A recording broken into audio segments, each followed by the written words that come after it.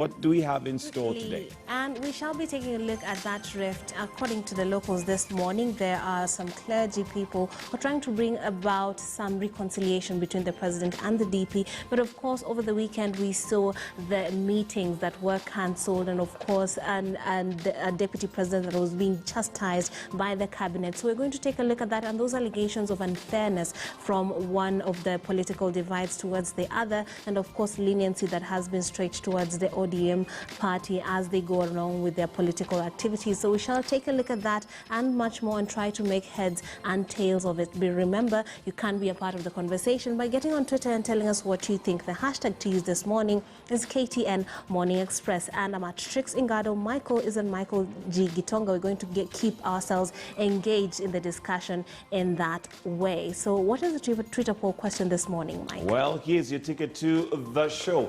Do you think the government is applying double standards when it's dealing with politicians from different factions? Do you think that the government is applying double standards when dealing with politicians from different factions? Remember, we have the National Security Advisory Committee that came up with some rules and regulations regarding political gatherings. And this, of course, has been seen by some as a target towards the deputy president, whereas we've seen the former prime minister and the leader of ODM, Raila Odinga, carry on with some of those meetings. So there are those who feel that could this be double standards being applied? And we'd like to find out what your take is on that. Are there double standards? And that discussion, of course, is going to be had by Trix a little bit later on and getting into that. But first, we're going to start by looking at what's making headlines in the dailies. And before we get to the local dailies, let's look at what we have internationally. And we start with the Citizen. This is in TZ in Tanzania, and many of us do know that Mount Kilimanjaro for some time has been on fire for the last 2 days or 3 days. And after 3 days of raging flames on Mount Kilimanjaro, authorities have confirmed that over 28 square kilometers of vegetation has been destroyed by the fire thus far. And Tanzania seems to be having quite a lot. Because remember, in Dar es Salaam, there's also floods that have taken place. So there seems to be quite a lot going on there. But we sure do hope that this fire can be put out, and more so, there can be, some restoration of that particular vegetation with time. So that's what we have in the Citizen. Let's now look at Al Jazeera, where we have the Saudi Arabia fails for seat of UN human rights. And this particular seat was taken by China and Russia. China, Russia, and Cuba win the seat, as many come out to say and question whether human rights violators should be elected to the council. So, of course, there's a political angle to that, but Saudi Arabia failed to clinch that to sit on the Human Rights Council. But, of course, China, Russia, and Cuba, specifically China and Russia, being accused of human rights violations. And as a question, well, should they be sitting on that council? That's what you have on the Al Jazeera. Let's now take a look at the BBC. And with the BBC, we have Nigeria has been rocked by violence. And this is after, a police section known as SARS was disbanded, and this is because apparently it was there to protect the citizen, but has been seen to harass the citizens. So Nigeria to free all anti-police protesters. Some had been arrested, and there has been quite a lot of turmoil in that in Nigeria, and this is in regards to that particular police force that was disbanded 3 days ago, and this is because it was seen to harass more than protect the citizens. So the police chief says that he has also ordered officers to stop using force against demonstrators. So are demonstrations going to go on? By the way, the demonstrations are purely agreeing with that particular SARS being disbanded, but apparently it has been disbanded, but they still continue to harass the citizens. Let's now move on to the CNN. and see what we have there. And the U.S. hunkered down. The U.S. COVID-19 surge is here. And the U.S., we do know so far, has been the one that has registered the highest number of COVID-19 infections and deaths. And that, of course, being worrying. We also do know that the president has been accused of downplaying COVID-19, despite the fact that he says that he is now immune to the disease. He was tested positive, according to the information that we have, and later on cleared.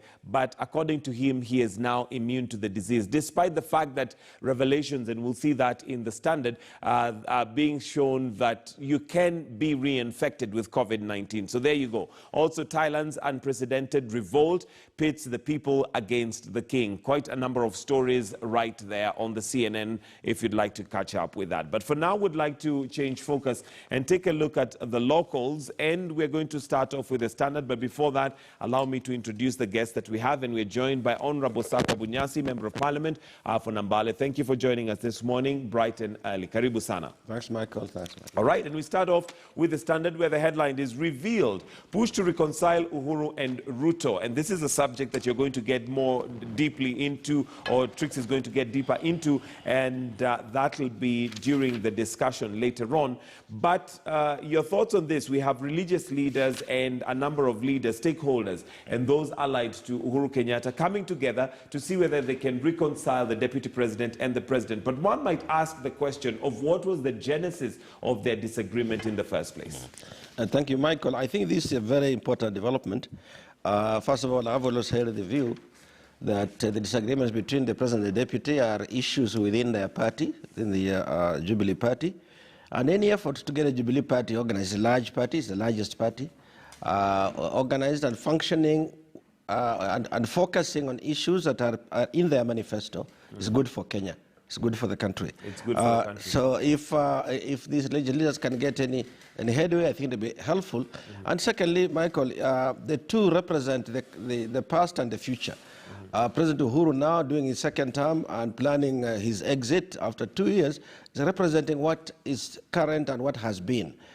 His deputy, if he was running and if the Kenyan people agreed, would be representing Jubilee's aspirations for the future. So I think they have to realize that by occupying positions in the largest party, they have whatever they do has a bearing on national politics. Of course, their competitors will be looking to exploit any weak elements into that.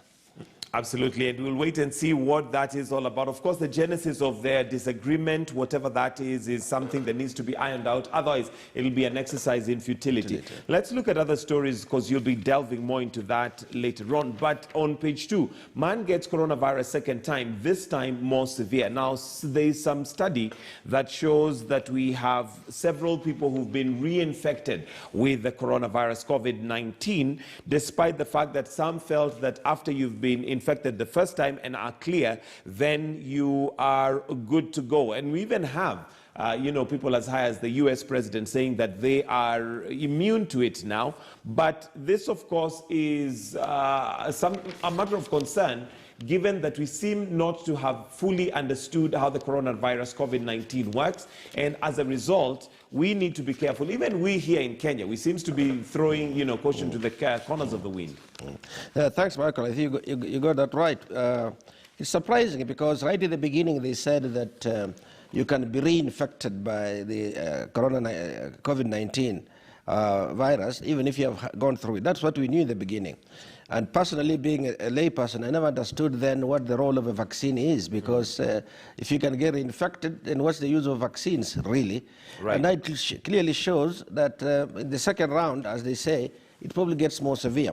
Unfortunately, I think people have been taken in by the absolutely non-scientific approach of the U.S. president, which probably being in such a high pedestal has influenced the thinking around the world, even among heads of governments in many countries, that in fact this is just something that will go away. Now, Trump's latest one is that now that he has had it, he won't have it. I hope he'll get a chance to read wherever this has come from, if he ever listens to his scientific advisors, and that we should be careful. Absolutely. What I've noted in the village is that people really do believe what leaders say. And that completely shocked me, because if that is the case, we would be cautious how we pronounce ourselves on this.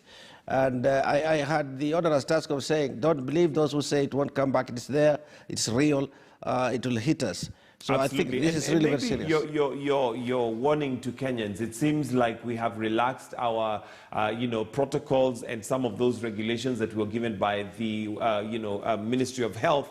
And looking around, if you go particularly to the slum areas or even the rural areas, Yes. there's hardly people wearing masks or observing the protocols that we were doing before. Perhaps your thoughts on this? It's interesting, because in the COVID-19 defense mechanism is to keep social distancing, wear a mask when you're in public, don't shake hands, wash hands frequently. Fairly basic thing I should be doing every day. They don't require cash except for the mask. But people have completely ignored that. It's very difficult indeed. Many people, when I was doing my chores as a politician on the weekend, people will come up to one, they shake your hand. So you have to make it like half joke to simply turn them into fists in order to avoid shaking hands. Right. But the good thing that I find at entry points in many places there is water for washing, but now being done almost as a routine. Somebody will just wet their fingers and then shake their hand. I think that we really are dropping our guard on these protocols, and if we drop our guard and we get into the next stage of it, if you're unlucky to catch the disease and to have the full effect of it, we just do not have the capacity, either as families or even as areas, as counties, or even as a government now, to take care of the mass of the people. Absolutely.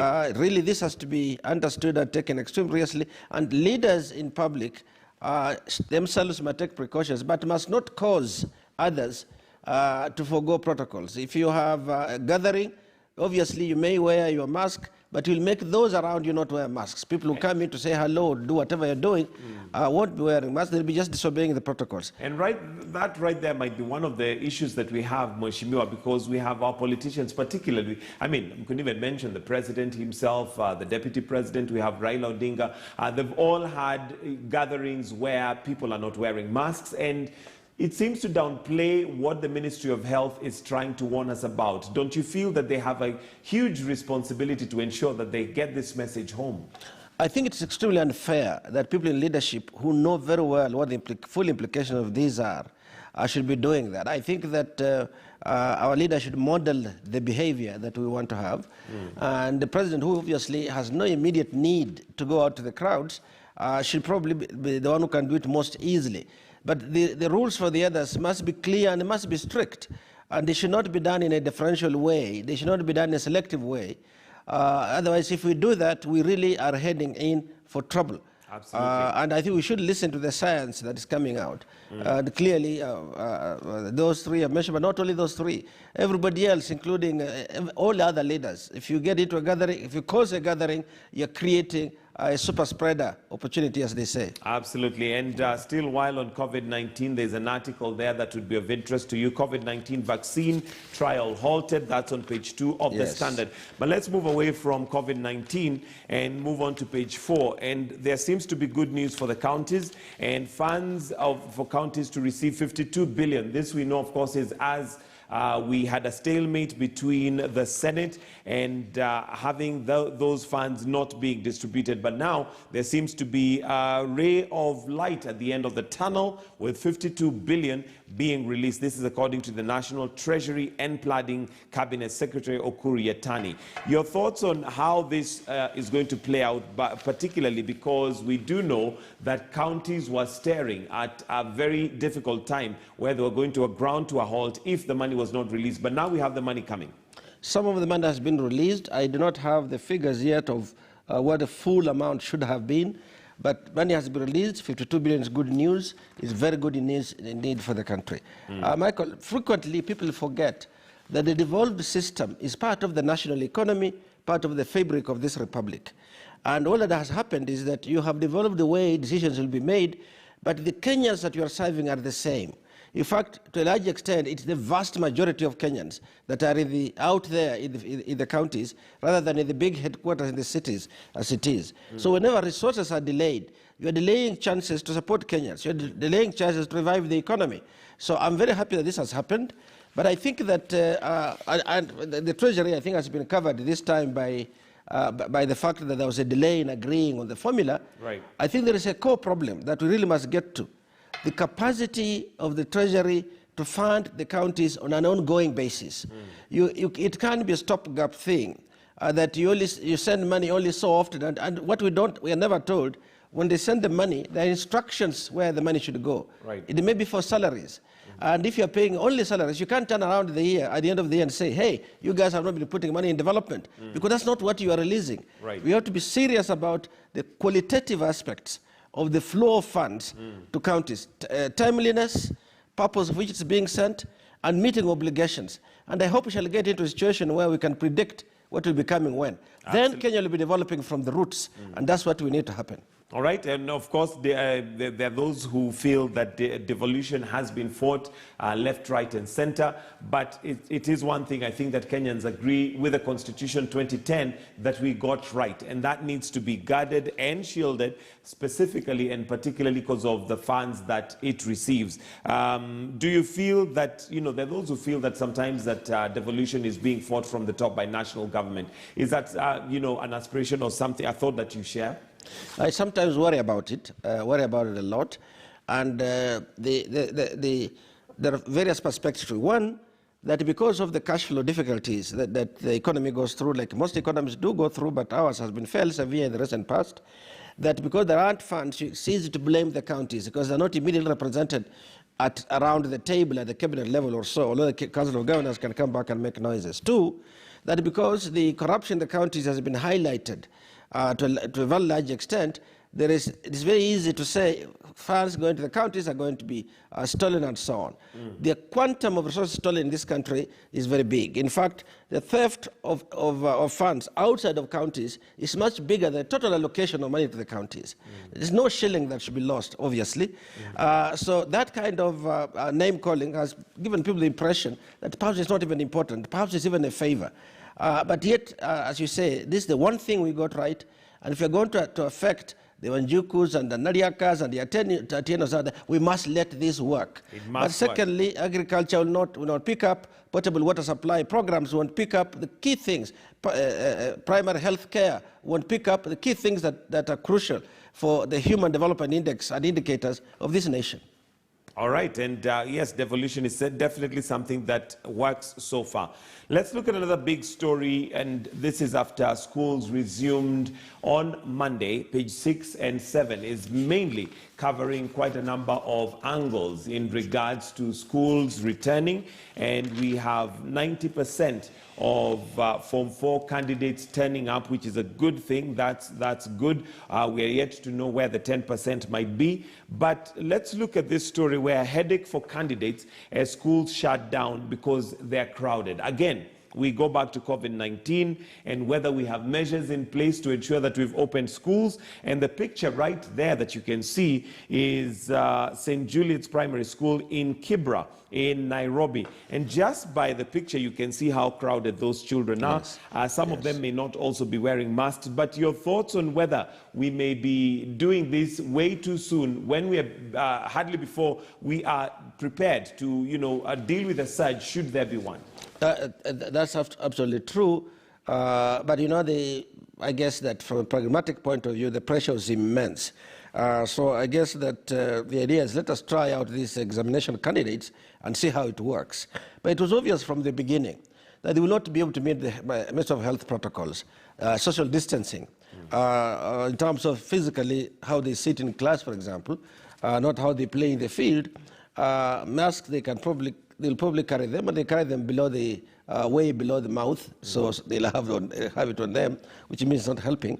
But I think what worries me, and it is coming out quite clearly in this article here, that we seem to be applying double standards. Right. The public schools are not able to cope with the COVID protocols because they don't have space to spread around. And even if they do, because only a few classes have gone, they don't have the teachers to spread with the spread in the classrooms and so on. That we know is a real problem. But now it looks like the private schools are being shut down because they can't do it. What about the public schools? The children are the same. They go back to the same communities, families, and they will infect them. I think what has missed on this is a concurrent allocation of resources and a practical program of how the spreading out social distancing in schools should be done. Should they put up a tent if the weather is right, for example, so the kids can spread out of those classrooms? If they do, can we get additional teaching input so that you can actually afford to spread your mathematics class if you have 250 students in four-stream school, that you can actually have in your mathematics class at 9 a.m., you have four or five classes sitting, teaching the same subject. We just don't have that capacity, and it was not handled practically. I think that the Minister of Education must now analyze this carefully and not put up rules only for others and not for the public school system. Not for the public schools. There's also the question of resources. And looking at the front page of the Daily Nation, you have a picture there of children on their way to school, and out of, let's see, that's 6, maybe about 10 children, only one of them has got a mask. Yes. There's the question of whether government should have actually been the one supplying and ensuring that all students have masks, because quite honestly, some parents may not be able to afford. And then also the question of fees. Your thoughts on this, whether government should have actually, put a plan in place to ensure that all students, first of all, must have the basic minimums, like a mask really, should be a basic minimum. Really, they should have done that, and there is an economic argument for why they should have done that. That if people are not wearing masks, there's a high probability of spreading or even catching it. So it has a public health impact way beyond the impacts just around that one individual. So to protect the others, this ought to have been supplied in school. It's different if kids don't go to school, go to school without shoes, or they go with a torn uniform. That's a very personal thing. It's bad for the optics, but it's something they can do. But for masks, just like the hand washing and social distancing is a bit difficult among children. But hand washing and masks, really, government should ensure that this is being done. Absolutely. And let's now take a look at the Daily Nation, some of the stories there. There's one of particular interest on page 11. Members of Parliament aim for elusive gender target. And as a member of Parliament, this, of course, is one of the reasons, or the main reason why the CJ sent out an advisory to the President to dissolve Parliament. Your thoughts on how we are ever going to overcome this, Mheshimiwa? I do not know that I do not think that we have a solution as yet. An ideal solution, Michael, would have been that within the 290 constituencies, we have gender distribution along the lines that are foreseen or envisaged in the Constitution. But doing that has real practical problems, clearly, and that's why it has not passed, that it has implications for geographic areas. And for those areas represented by men, which is the vast majority, people are saying, so whose constituency is going to be turned into a woman constituency, as it were? Where are we going to get replaced, as it were? That's the real practical feeling that people have got. They say they should come out and fight for it. But you know that our political system is wired against, gender-wise, to favor men. It's men in society who have most of the income or who control the income. It's men in society who have some measure of control over violence. These are the inputs into our electoral system. And that women don't fare well in those. We have not tackled those basic root causes of the problem. So the only solution is going to have to be, I don't think it's within what is being envisaged on this page, it's going to have to be when we change the system to get the, both geographic and perhaps party representation along the lines of countries that have achieved it, like in Rwanda, like in South Africa, and even to some extent Uganda, not to some extent, even in Uganda. But we can't achieve it when we stick on 290 constituencies and we have an electoral system that is so biased against women, and indeed it is. Absolutely, and that's why the necessity for affirmative action, which in the Constitution was envisaged to try and sort that out. What, in your opinion, is the reason that has not been sorted out? Because affirmative action really was there to ensure that we fill that gap. Without making it a blame game, but just state it factually, I think that we didn't get the leadership needed to get this, to get the affirmative action to come through.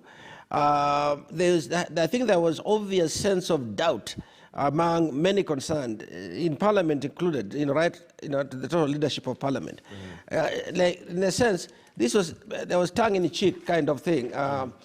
Even with the days it was presented on the floor, you could see clearly that there was like a double dialogue along the lines of what the law says, and a joke on the side. And so we have not really grasped this and accepted this the way it will go. And I do not think that if we try to do it the electoral way, we shall achieve the electoral way within the 290, that we can achieve it any time in the near future. Unless political parties, for example, were to find a formula in which, in their nominations, I see, for example, somewhere in the papers here, the ODM party does not want to go to the open nomination system, right, which is something that's used in other countries, like the Labour Party in the UK. You look around, who is our best bet here, and you just go with that person. You don't break up the party by trying to get nominations. So it's also a way that can be done. Now, if you have that kind of approach, then a political party can decide how many candidates to present, where men or women. That may be one way in which you can attempt to do it within the 290. Right. I do not know that all parties are on that wavelength, so I don't know that that's the way it would go. We would have to do it in a constitutional review and say, yes, we want to achieve this goal, this affirmative action goal, but let us do it through political representation approaches, as some countries have done. Okay. And we are ahead of Europe on this one, by the way. We are ahead of many developed countries, and we should be proud of it. They aren't anywhere near what we are doing. The women representation at the level we are seeking for is much, much lower. The only difference is that they play very fundamental roles in the rest of the structure of society, in the management of the school system, of the civil associations and societies, of subnational leaderships. They get them in a high representation. So the pressure is not as high on them. But right, ours, is lean all the way down to the grassroots.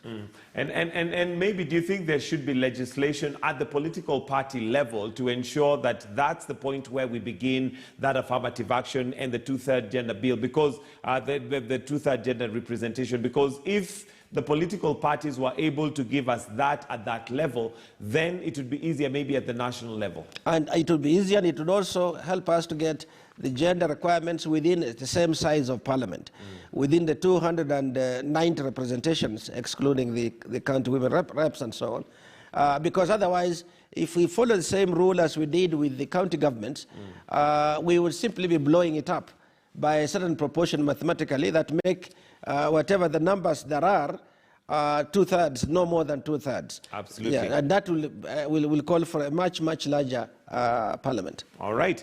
And the last story that maybe we'll cover before